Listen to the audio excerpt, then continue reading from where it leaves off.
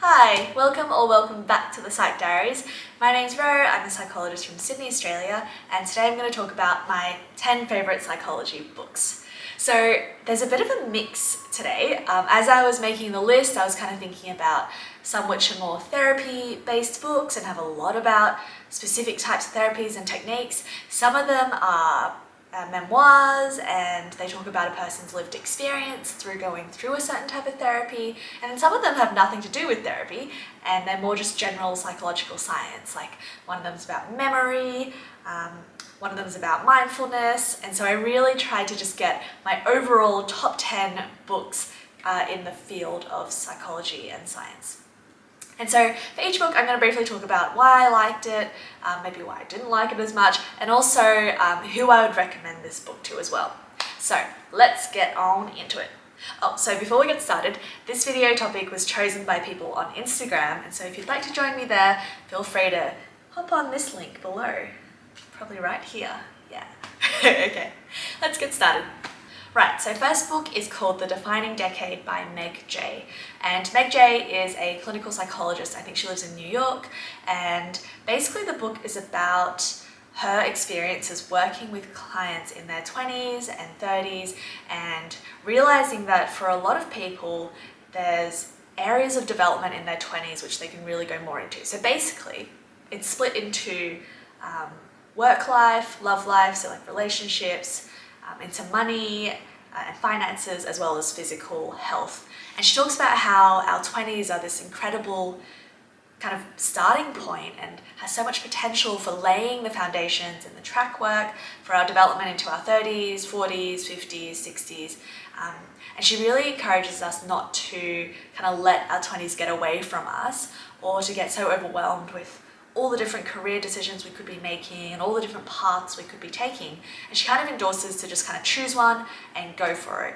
I think one of the best things about this book is it kind of talks about different areas of life, and she gives her quite practical advice as a psychologist that she would recommend to clients who she's seen. And she also talks about their stories of how they might have transformed afterwards and the steps that they did to take those transformations. It's one of those books where it's kind of like a mix between a practical guide but also chock-a-block full of anecdotes and stories, and so I found it really fun. I've probably read this book like 3 times now, and so I've definitely really loved it. I do know one of the kind of main critiques of the book is that it's not very accepting of diversity, and so she does kind of endorse a bit of a white picket fence idea of success. You know, she talks about getting into a long-term relationship and having a full-time job and setting up a certain amount of money for retirement. And I know that picture of success is not necessarily everyone's picture of success, and so it is a little bit, at points, people have said that it's kind of a little bit preachy or a little bit judgmental. Take it with a grain of salt that, you know, she is from a different generation, but I found a lot of the insights in the book really helpful. And so this book would be for someone who is either in their late teens or in their 20s and who kind of want a little bit of a kick up the butt or a bit of motivation, and would like kind of some practical advice from someone in the generation above about maybe finding your feet in finances, in work, in relationships. Like, some parts of it are really reassuring. So she kind of talks a bit about how it's normal to be totally lost in your first couple of jobs. It's normal to start with jobs that you don't necessarily love yet. She talks kind of about the big picture of where things can go. And so I really liked that part of it. And I found it really helpful just to give me a sense of how important actually the 20s are in laying foundations for later life. And so for me, it was a very motivating book. Oh, so just a note on what I read on. I read on a Kindle, and I have done for probably the last 5, maybe 6 years. The reason I love Kindles is because you can put hundreds or even thousands of books in one. They're highly portable, they're very light, they take forever to run out of energy, and I just love them because I am a big book switcher, and so I might be like partway through a book and I want to read a different part of a book, and so I probably am reading 3 to 4 books at any one point. And so if I want to switch from a murder mystery to like a fantasy novel to something that's a bit more science and a bit more practical, I can do that straight away, whereas if I had a hard copy book, I'd have to bring a lot of stuff with me. However, it does take a little bit of getting used to, and there's nothing quite like holding a hard copy book and like smelling the pages. But yeah, I think the convenience and for me the pricing as well, because you can get ebooks for free through like my library, and some of them I've gotten through not quite as mainstream means, but they're also a lot cheaper buying on Kindle than buying a hardcover book, and then you have to wait for it to arrive. And so yeah, I really endorse Kindle. I know a lot of people are very traditional with their books, and that's completely okay. The main thing is you just get started. So my second book is The Happiness Trap, and this is one of the few books that I have in hard copy, and this is by Dr. Russ Harris. Now, I'm gonna be honest, I haven't actually finished this book, and I know that sounds silly to put it on my top 10 list, but I just finished quite an in-depth training with Dr. Russ Harris on ACT, and throughout the training he referred quite a few chapters through it, so I've read probably like about half the book, but the main reason I'm endorsing it is because I am now kind of like beginners trained in ACT, and the concepts are so helpful. So I have pretty much gone through the entire therapist's manual version, and this is the book that we recommend to clients. And so I've recommended this book to quite a few clients to read through. I've recommended specific chapters based on what their needs are, but it's a really great kind of self-help intro to acceptance commitment therapy, and often therapists use it as kind of like a side thing to when you're doing typical therapy. So acceptance commitment therapy, or ACT, is a growing model of therapy, and it was developed by Dr. Stephen Hayes, but then Dr. Russ Harris kind of modified it a little bit, made it a bit more readable, a bit more fun, and he made this book. But the core concepts of ACT are the exact same. This is a book where you really learn all about the basics of ACT, and it talks about really practical strategies.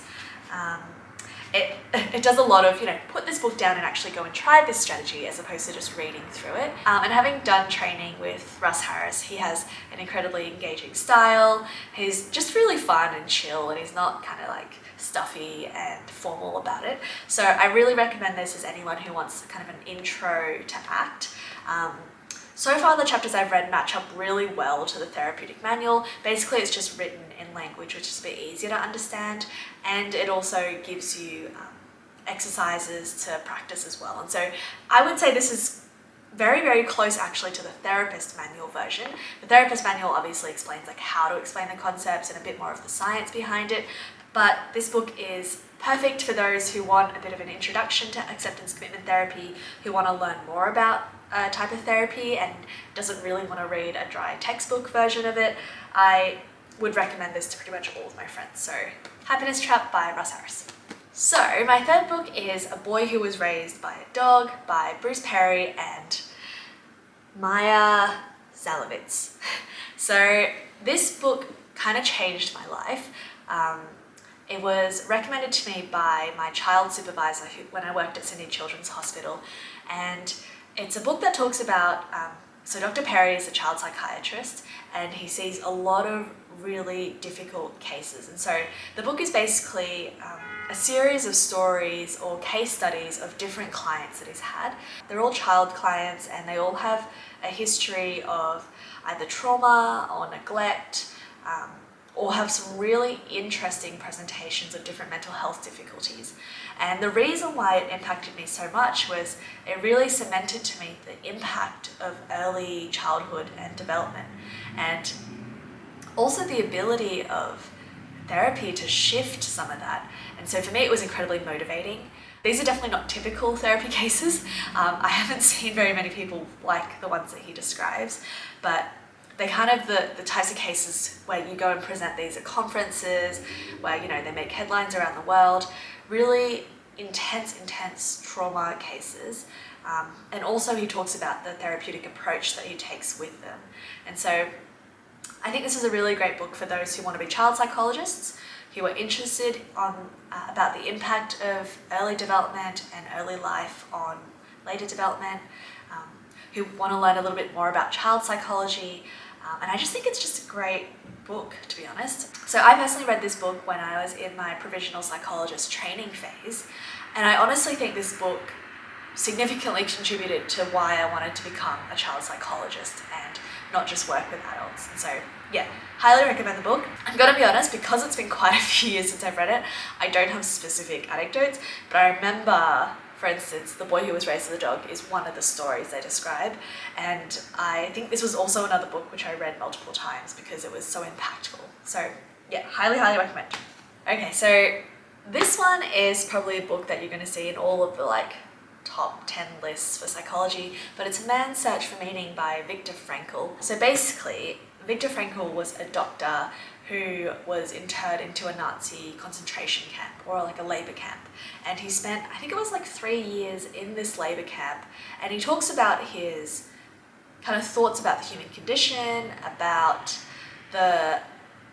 his observations of camp life, and kind of the mental health experience of what it was like in the camp.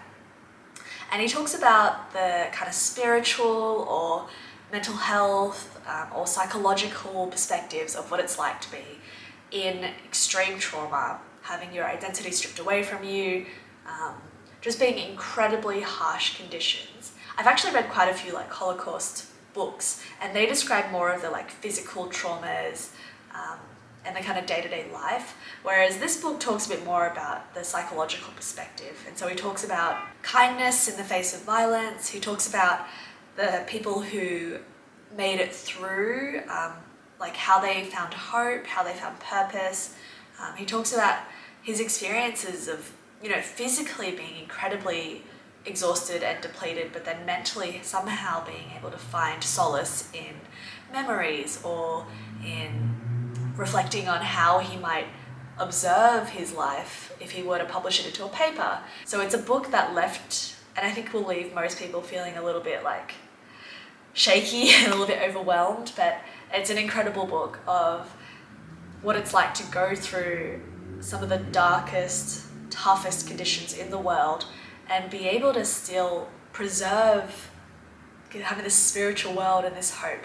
And so he also, the second part of the book, talks about logotherapy, which is a form of therapy based on finding meaning and purpose in life. And so the whole book is infused by this idea of if we have a purpose and we can find meaning, even in the harshest conditions, we can have hope and pull through. This is a book for those who want to think deeply about life and death, who kind of want a big picture perspective, and maybe want to read a little bit more about how to find purpose and meaning in it. And I think after reading it just gave me such a sense of gratitude about the life that I have now. And it was really humbling to read it. So yeah, again, this is a book that's recommended around the world. I don't recommend this book if you are... Nah, actually I do. Alrighty, so get ready. Number 6 is How to Think Straight About Psychology by Keith Stanovich. And some of you out there are probably laughing right now if you study psychology, because this is a first year textbook, but it was my Bible. Like, I actually carried it around with me, and I've probably read it more than 4 or 5 times. Okay, I haven't read it since probably like second year, but I remember it making a massive, massive impact on me in first year when I first started studying psychology. And the reason for that is it talks about how to distinguish between pseudoscience and like real science or evidence-based research, and it teaches you how to distinguish between fake news and how to actually read between the lines for news articles and different types of statistics that people might present, and how to actually figure out if it's genuinely research-based. And so it's an incredibly practical book, but it also made me really think deeply about the types of information I was receiving, and to not really trust the media as much, not even really fully trust even research papers, and reading between ones that are high quality and low quality. And so it's an incredibly practical book about psychological science. And I think it's one of those books that I would recommend to anyone who wants to learn a bit more about how to actually be scientific. And a lot of the kind of myth busting, especially if you're looking at like TikToks or social media, and I have a video just on me myth busting like TikTok videos. But so much of those are based on science that is shaky, not really research based, because there are all types of ways that you can twist numbers and twist statistics to suit if you have a particular agenda. And so the book is all about how to see behind that and to get into the real science. And so I recommend this to everyone who wants to learn more about psychology and who wants to think more deeply about the actual science behind it, as opposed to kind of like the buzzwords or like the TikTok myths and that kind of side of things. But yeah, really good book for those who want to develop critical thinking skills, who want to see behind fake news, and who want to be able to distinguish pseudoscience from real science. Next book is Group by Christie Tate, and this is a memoir of someone who went through group therapy or group psychotherapy. And psychotherapy is a particular form of therapy. It's another model, just like we talked about acceptance commitment therapy earlier or cognitive behavioral therapy. Psychotherapy is a slightly more niche area. We don't train it in like our undergrad studies or my uni studies. We probably had like two weeks of lectures on it, but that's kind of it. It describes her going into this incredibly kind of like transformative experience of going to groups several times a week. It's quite a gritty book, so it talks a lot about her personal details. It talks about her sex life. It talks about her different relationships. It talks about self-harm, binge eating, and so it's a very, very real book, and it talks a lot about her personal life experiences. One of the things that is so interesting about the book is that her particular therapist who led this group is all about being open and letting the truth out, and saying how a lot of suffering is brought upon by shame and layers of lying and hiding and not being able to admit our kind of deep or dark parts of ourselves and share those with other people. And so this group is all about talking about the kind of icky, dark, shameful things that we hold so deeply inside us, and then sharing it in a very public forum with all these group members. And so for me, I was like, oh gosh, that must be incredibly tough. And yeah, it was just a really interesting insight into the journey of someone who is going through group therapy. And it's not at all smooth, there are ups and downs, and so it's a really big roller coaster. But I would recommend this book to anyone who's interested in psychotherapy, to anyone who wants to learn a bit more about what it's like to be in a group, bearing in mind that this is a very unconventional group, or a bit more of a niche group. This definitely isn't your typical CBT group, but it's interesting, it's a fun ride, it's dark, it's gritty, and I think it's just a really good read for those who want to see a different form of therapy or just want to expand their view of what therapy can be as well. Alrighty, next book is Outliers by Malcolm Gladwell, and you guys have probably heard about Malcolm Gladwell. He's an award-winning journalist, and he does a lot of books on things that people overlook, and he has an incredible podcast called Revisionist History, and I love that podcast, probably in like my top 3.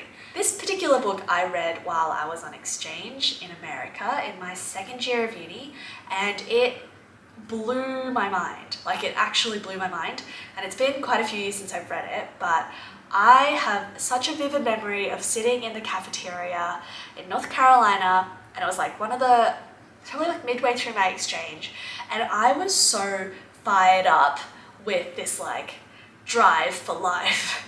And so basically this book talks about people who are successful, or people who are outliers, and who are, you know, the 1% in their field.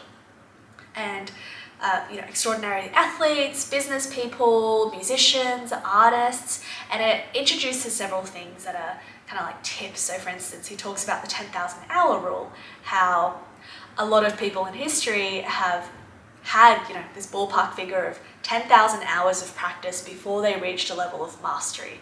And so he really just encourages deep work of, sticking through, of persevering, and it's a very anecdotal kind of book, and so it's full of different stories. It's not like a research book or like a heavy book. It's a really fun read, and it's one of those reads where you jump between the Beatles to like successful business people to like top athletes. So this is a book for those who are looking for a kick up the butt, who are looking for some motivation, who are looking to read about success stories. And for me, it really propelled me to think about being different. So taking a different path to other people who are in my position or in my year, and really just like laying my own ground, because he talks a lot about just kind of like being different and not walking the same path as everyone else. And he really encourages people to take, walk their own values and be their own person. And so yeah, an incredibly great motivational book, and it's a really fun read as well.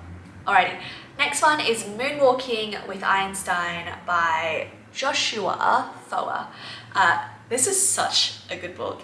It's about memory, and I think Joshua Foer was a journalist as well, and he talks about how he took basically 1 year leave to write this book and to enter himself from, a layperson who's a journalist into being the winner of the US Memory Championships. And this is for anyone who's just interested in the concept of memory. I think I heard about it because I watched Sherlock, the BBC show, and he talks about this mind palace of how he can remember anything by putting it into this like imagery space in his brain. And I was Googling and I stumbled across this book, but it's very anecdotal as well. So it talks about his journey into learning from these memory experts, but it also gives you a bit of science as well. So different techniques of how you can improve your memory. So it's a book that kind of draws both on the research of memory, but also talks about his journey to becoming the US memory champion. And it's such a fun read because memory is so cool. In uni, in psychology, you do learn about memory, and I think there's a whole course on like memory and retrieval or something like that. And so it's a cognitive science area, but he does it in a way that's very accessible. It's really fun to read, and obviously there's like a personal story and you're like backing him the whole time. For memory champions, one of the standard things they do is to get a shuffled deck of cards, look through it one time, and then they can, from memory, tell you the exact order that the entire deck of cards was in. So that's the level of memory that people can actually do and you can train up into. And this guy was able to train up into for, after 1 year's practice. And so there are some really interesting tips on how to improve your memory, or how to not increase your memory storage or anything, but kind of tips and tricks to use our understanding of cognitive science to remember things. It's really fun, and the title Moonwalking with Einstein comes from this idea that we encode unique images much better than typical ones. And so I think one of his key cards or memories that he associates with a certain card is this image of Einstein moonwalking. And so that's how they memorize specific cards. Like you piece this story together with like Einstein's moonwalking, and then the Colonel from KFC is jumping on a trampoline, and you make this story. Anyway, I'll let you read the book to get into it. This book is for anyone who's interested in the cognitive science of memory, who's interested in learning more about how, kind of tips and tricks to improve their memory, or just wants a fun read on how someone can become the US Memory Championship after a year of practicing. Yeah, this is one of those like beach reads that you can totally just breeze through in a couple of days. Alrighty, next one is The Border and the Borderline by Keira and Gelder, and this is another memoir, and it talks about a form of therapy called dialectical behaviour therapy and borderline personality disorder, which is usually what DBT is recommended for. So BPD is characterised by emotion dysregulation, and so if typically we go between like a 3 and a 7 out of 10 in our emotional scale on any given day, we go up and down, but we're in this little range. People with BPD, people with BPD, I can't even say it. People with BPD describe having a much bigger range. So they might flip from 0 to 10 and back down to 0. And so being incredibly depressed, but then feeling really happy and euthymic, and then kind of flipping back down. And it's incredibly debilitating. Like imagine on any given workday, you can just be doing your job, and then you receive a text from your partner, and that text can bring you down into like the depths of depression. And it's incredibly hard to regulate back up to that kind of baseline. And so I've personally held a DBT group and done DBT therapy and seen clients with BPD, and it's really tough. It's a lifelong condition. It's not something where you find gains after, 3 or 4 sessions, like you might for spider phobia or something. And so it is an incredibly tough form of therapy, but the Buddha on the Borderline talks about a woman and her lived experience and what it's like to have borderline personality disorder. She talks about the ups and downs, her relationships with family, with significant others, and it's a book that would be really helpful if you want to learn more about DBT and dialectical behaviour therapy as a therapist perspective. If you have lived experience of BPD or borderline personality disorder, if you want to learn more about the lived experience of that, it's really lovely because she really does go to such depths of suffering, and it's an uplifting book because by the end of it, obviously, she's gone through this process, some of it being very therapeutic and some of it being, very spiritual and talking about Buddhism. And I just loved it, and I'm personally Buddhist, and so I really connected with certain aspects of it, and I was like, oh, it's just so interesting. And then personally, as someone who's run a DBT group, it was really enlightening hearing about the lived experience of someone who's gone through that process on the other side. And so I would highly recommend this book for anyone who's interested in BPD or DBT group or therapy. And last, but definitely not least, we have 10% Happier by Dan Harris, and he was a news anchor on, I think he was on ABC News, Good Morning America, and he found that he was under like an incredibly severe stress, and I think he had like a bit of a breakdown, and he talks about how he discovered meditation, and he thought it was stupid and kind of airy-fairy at first, and then how he started developing his daily practice of I think it was 10 minutes of meditation per day, and how it made him that 10% happier. And so it's a really practical book, and it's really good especially for those who are just starting in meditation, because it talks about his whole journey, and he talks about how skeptical he was and how hard it was to get started, but then he also provides a lot of practical strategies of how to start that habit, and he also talks about the benefits of it and the impact on his life. And so for me, when I read it for the first time, I think I read it a couple of years ago, but it got me into meditating again after a bit of a break. So yeah, it's for anyone who is interested a bit more in mindfulness, who wants someone who has gone through the process of, all the ups and downs of starting a regular mindfulness practice. This is an interesting guy as a news anchor, and so it's just an interesting memoir of someone who is starting on their meditation journey. And I probably would recommend it for anyone who wants to get into a habit of regular mindfulness practice. Speaking of which, if you head over to my Instagram, I'm currently in the middle of a 100-day mindfulness challenge. Feel free to hop on at any time, even if it's just for a day, but I have quite a few people who are joining me on that journey, and I occasionally post about what I'm doing on a particular day for my mindfulness practice. And so yeah, that is my top 10 favourite psychology books. I'm also going to do some honourable mentions of books that I've either read, or I've partially read, or I have in my book list to read. And so those are Thinking in Pictures by Temple Grandin, who is one of the world's leaders in ASD or autism spectrum disorder, and she personally has ASD, and she talks about the experience of it, and it's a very strength-based account of how she uses her neurodiverse brain and her different way of seeing the world and applying it in a way that was incredibly helpful to the farming industry. And yeah, the way she describes it's like an incredibly fun book to read, but also one that's so empowering, I think, for people with ASD or neurodiversity to learn about someone who without their ASD and their different way of seeing the world wouldn't have achieved as much as she had. The next one is The Body Keeps the Score, and I have been recommended this book so many times, and I just haven't gotten around to reading it yet.